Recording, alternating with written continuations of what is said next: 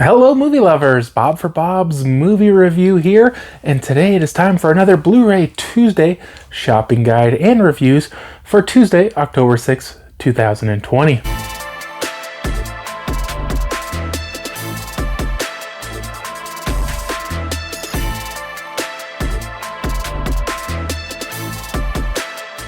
Hope you guys do enjoy the video. If you're new here and you don't know what this is, every Tuesday I break down the new releases, prices at popular retails, and I review as many of them as I possibly can.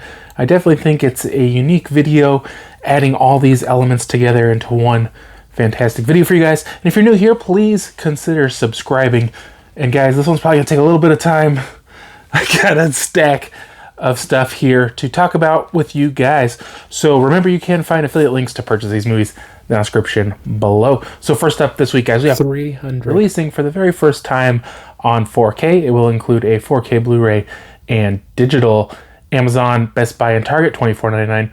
Walmart, $34.99. Best Buy will have an exclusive 4K Steelbook, which will include 4K Blu-ray and digital for $29.99. Now, I did pre-order that one. It's actually supposed to be here today, I believe. So I'll bring you guys an unboxing at some point this week, hopefully.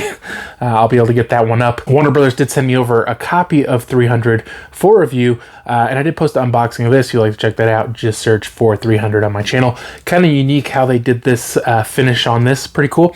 So if you guys have never seen this movie, this is about 300 Spartan warriors versus like the entire Persian army. It's like literally 300 guys versus, I don't even know, thousands. It just seemed like thousands and thousands and thousands and thousands of people. And basically the Persian ruler, he wanted to kind of enslave the people of Sparta, and so they decide to go to war because they don't want to become slaves. And it's just kind of, the whole movie basically is just like this epic battle of how these 300 Spartan warriors just hold off the Persian army, wave after wave after wave. It almost kind of seems like the Persians could just keep attacking nonstop, and eventually they would have to wear out, right? You know, they'd need to sleep. But obviously that didn't happen. This is a great movie, guys. I haven't seen this, I don't think, since it released on DVD. And I believe that's the version I have. Maybe I have the Blu-ray, but, you know, it's just a great story, great acting. You know, there's kind of jokes about abs being painted onto people. But, you know, it's a great movie, guys. I really enjoyed it. It was a lot of fun. I didn't get a chance to compare the Blu-ray and 4K. I thought the 4K looked really good. It definitely has a unique artistic style to the visuals, kind of being like a red and brown and kind of color scheme to it. Just it's kind of unique the way they did it, but I thought it looked really great on 4K. There is a graininess to it, which I'm sure is probably intentional, but it looks really good, and I really enjoyed this one, guys. I gave it a 4.5 out of 5. Like, if you've never seen this movie, definitely check it out. There's a lot of violence, just not for the kids. Next up, guys, Star Trek Picard Season 1 is releasing on a Blu-ray. Amazon, $34.96, Best Buy, $34.99. Target, $44.99, and Walmart, $47.99. It is also releasing on a Steelbook, and this will be a wide release, guys, so you can pick it up at most retailers. And again, it will just include Blu-ray. Amazon and Best Buy, $39.99. Walmart, $47.68, and Target, $47.99. Now, I did get my copy in yesterday from Best Buy, so again, I'll post this unboxing for you guys soon. And it is also releasing on a DVD. Amazon, Best Buy, and Target, $34.99, Walmart, $37.34. Now, CBS did send me over a copy of Picard Season 1 on Blu-ray for review, and I did post an unboxing of this. If you'd like to check that out, just search for Star Trek Picard on my channel. So this is a series that takes place, you know, I don't know if they say how many years, but quite a few years after The Next Generation, obviously. They're kind of going along with everybody's 30 years older, it's 30 years in the future, or whatever, you know, something along those lines. And so this is a 10 episode, and they run from like 42 minutes to an hour or something like that. You know, roughly 40 some minutes. This show is from the CBS Pay channel, whatever it's called. And so they don't have to have exact run times. You know, the run times can kind of be all over the place. So in this one, very unique story, definitely a very interesting story in which the Romulans have secret agents on Earth, secret assassins or something on Earth, and Picard is the only one who seems to know about it, and he tries to get Starfleet to help, but they won't. So he has to kind of go out into space, out of retirement. He was an admiral, and now he's retired. And, he's definitely getting up there in age, but he feels like he has to get out there and stop the Romulans. Interestingly enough, and I don't know if this took place at some other point in the Star Trek timeline, but the Romulans have a Borg cube, and I was just like, that's weird. And they're like, I don't know if they're repairing it, or they're like dissimulating the Borg, or, it's just kind of weird what's going on in there. And so there ends up being this android that Picard's trying to save. So there's kind of like a whole bunch of like different interlocking pieces to this, kind of like a puzzle. And it doesn't feel anything at all like The Next Generation. And I also feel like a lot of the characters from previous Star Trek series that are in this, mainly The Next Generation, they feel like it's more like for fan service. It doesn't really feel like they add much to the show or to the story. But I enjoyed the story, guys. I think it's a fun show. A little bit different, I think, than most of the Star Trek stuff I've seen in the past. But definitely interesting. Like, he doesn't even get into space till like episode 4 or something like that. So almost half the season, he's just on Earth trying to get a ship. And then, he gets on this ship, but he's not the captain of the ship. There's another guy who's the captain. And he's just kind of like along for the ride, even though he's kind of like saying what to do. It's not his ship. But like I say, guys, it's a very interesting story. I definitely enjoyed the story for sure. The acting and really good effects, for a TV series. I give this one a 3.5 out of 5. Definitely Star Trek fans should check this out. But I don't feel like it's like as interesting as The Next Generation. But to me, The Next Generation was the best series. So, yeah. Next up, The Tax Collector is releasing on a 4K Steelbook. Now, why they went with a 4K Steelbook only, I do not know. But I believe this is a Best Buy exclusive, or nobody else had it listed. I'm not sure what the deal is. It doesn't say Best Buy exclusive, and it wasn't advertised as Best Buy exclusive, but nobody else has it listed. But it will have a 4K and I believe a Blu-ray as well for $19.99. Now, I did receive my copy already from Best Buy. I haven't even looked at it. It's pretty cool artwork, very similar to the standard cover. Let's see, it says 4K Ultra HD and Blu-ray 2-disc collectible steelbook. So it is a 4K and a Blu-ray. Again, I'll bring you guys an unboxing of that as soon as I can. It is also releasing on a Blu-ray. Amazon $14.96, Best Buy and Target $14.99, Walmart $19.71. Also releasing on a DVD. Amazon $13.96, Best Buy and Target $13.99. Walmart $15.75. Now, RLJE Films did send me over a copy of The Tax Collector for review, and I did post an unboxing of this. If you'd like to check that out, just search for The Tax Collector on my channel. Definitely a very cool artwork on this one. I definitely like this slipcover. This is a story about this guy played by Bobby Soto and his partner played by Shia LaBeouf, and basically they are working for like a drug gang as tax collectors. And what that means is they kind of run the city or whatever, wherever they are at, they run the area, and all the drug dealers got to pay them a tax in order to do business there. So they have to go around and physically collect all the money and pool it all together and give it to their boss, who is Bobby Soto's uncle, played by George Lopez. George Lopez isn't in it a ton, so it's definitely not about him. To me, the really interesting thing is Shia LaBeouf. He's kind of plays this, I don't know, he's kind of like got two sides to him, cool, collected, and just crazy, out there, mess everyone up kind of thing. And so what happens is an old rival comes back to town and he declares war on their gang, or whatever you want to call it. And so he asks Bobby Soto's character to join him and leave his uncle, but he doesn't, and it ends up being like this whole war, and he's got to get his family safe and get him out of harm's way, and the whole time he's just trying to get his family out before something happens to him. This is a really good movie, guys. I love this movie. I love Shia LaBeouf. Like, I'm not a big Shia LaBeouf fan, but like when he's in the right roles, like I just feel like he's really good in them. And this was definitely one of the ones I enjoyed him in. There is some really graphic scenes, and there is some really brutal scenes that are tough to watch. But overall, guys, I really loved this movie, and I thought it looked good, and they acted well, and it was a compelling story, and just had a lot going for it. I gave this one a 4 out of 5, guys. Definitely one of my favorite movies of the week, for sure. Next up is Happy Halloween, Scooby-Doo, and this one is releasing on a DVD. Amazon and Walmart $14.96, Best Buy and Target $14.99. Now, Warner Brothers did send me over a copy of Happy Halloween, Scooby-Doo for review. I did post an unboxing of that.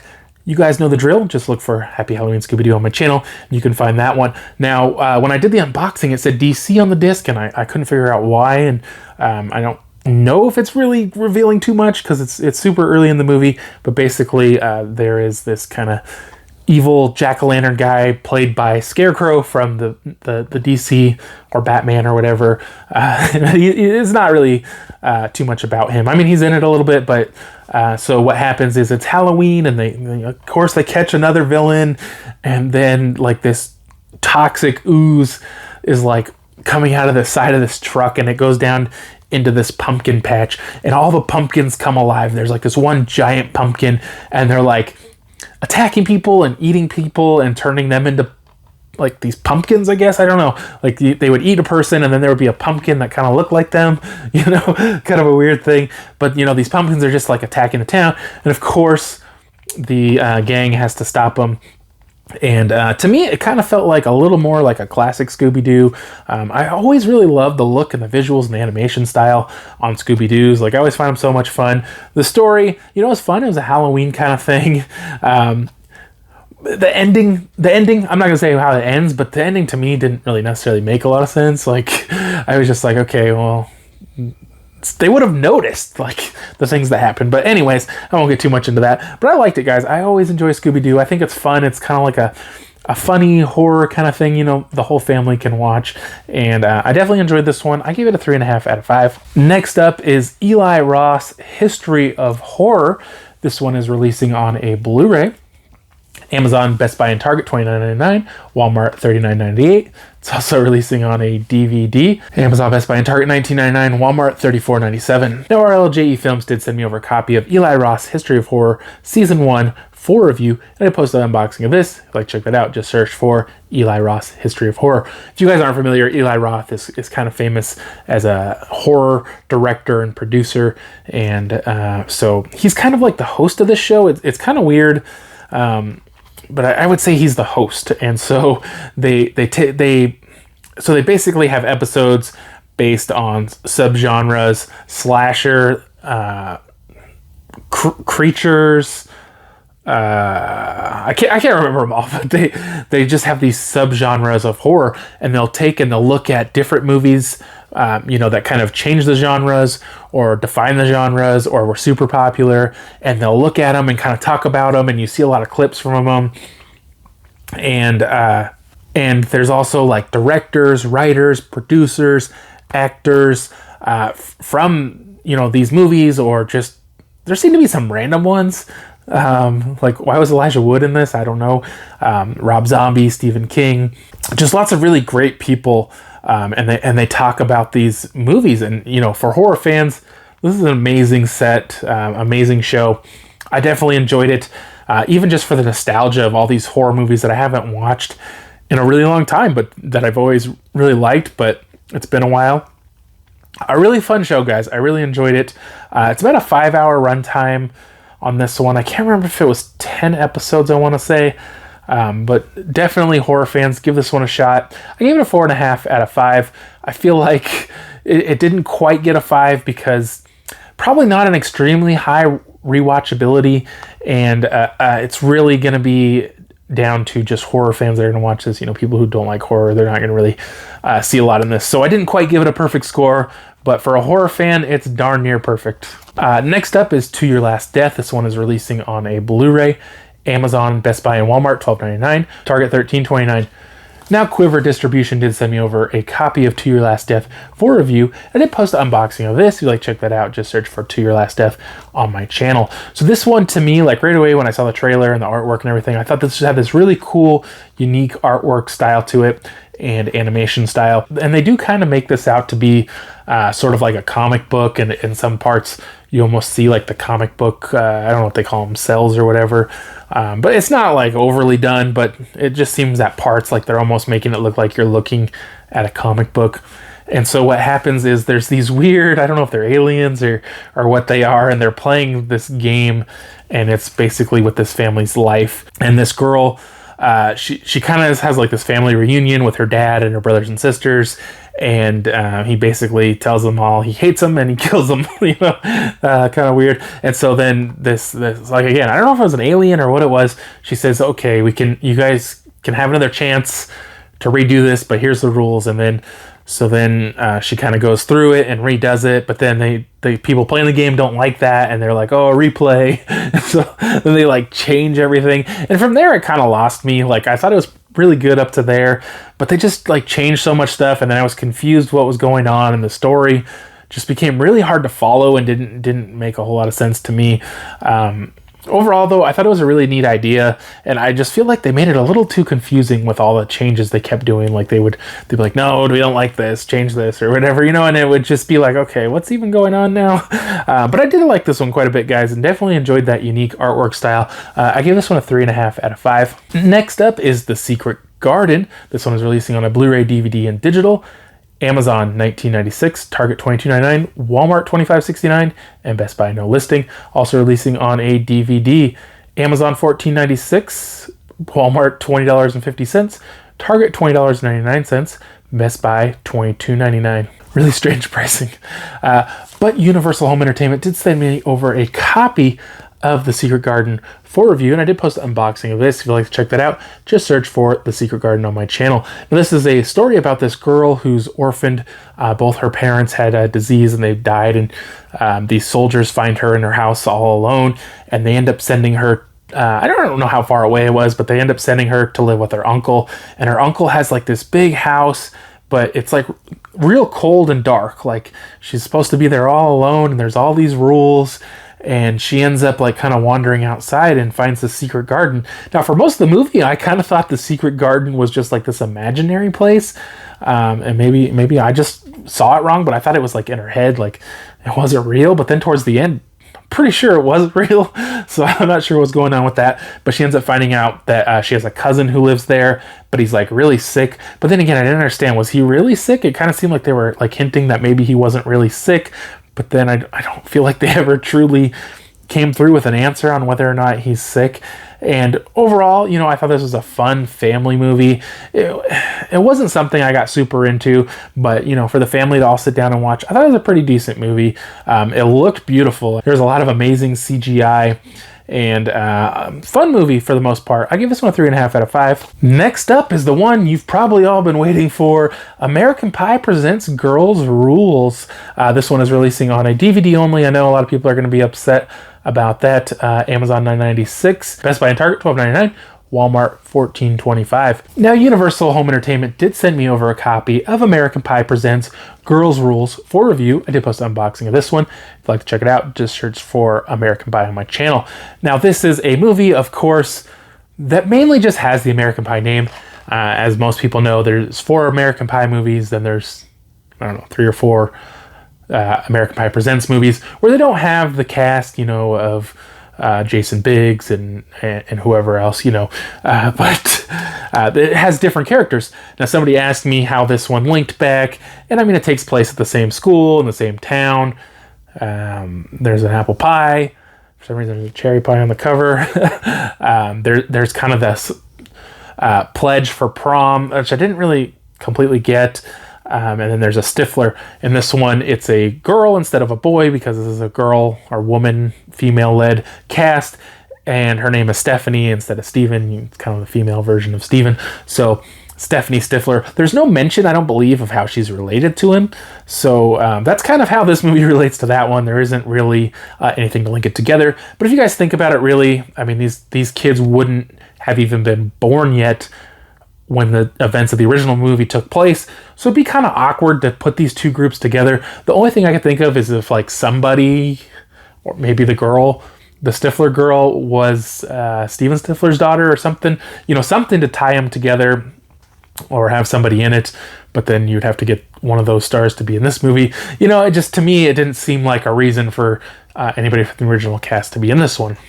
So as I said, this is a female-led movie about these 4 girls who all seem to be having problems, and they want to make this pledge that by prom they will solve the problems. But it's not like, like in the original American Pie, they're all going to lose their virginity.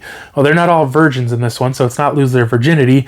It's get their life where they want it. That's why I'm saying it's confusing. It's hard to really quantify that. And they're all supposed to work together and help each other like the original movie. But then this new boy comes and they all fall in love with him. And so a lot of the movie is about them all kind of trying to court this boy and, you know, whatever. For funny on this movie, guys, I did not find this movie to be super funny. Like, I think the first 5 minutes were like the funniest of the whole movie. Other than that, I didn't find a whole lot to be funny in this. The story, though, I thought it was a good story. Like, I enjoyed the story. I enjoyed this movie. It was definitely a fun movie. Just I didn't really find myself laughing a lot. And I feel like, you know, this is probably a more modern teenager kind of feel-good kind of movie, you know. So I give this one a 3 out of 5. You know, it's definitely worth a watch. Can it compare to the original American Pie? No, but no movie is going to, right? So I gave it a 3 out of 5. Next up is Valley Girl. This one is releasing on a Blu-ray and digital. Target $14.98, Amazon $14.99, Best Buy $34.99, and Walmart $35.99. I don't know what was up with the prices on this. It was really strange.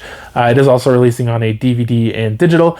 Amazon and Walmart $12.96, Target $23.99, and Best Buy no listing. Warner Brothers did send me over a copy of Valley Girl for review, and I did post an unboxing of this.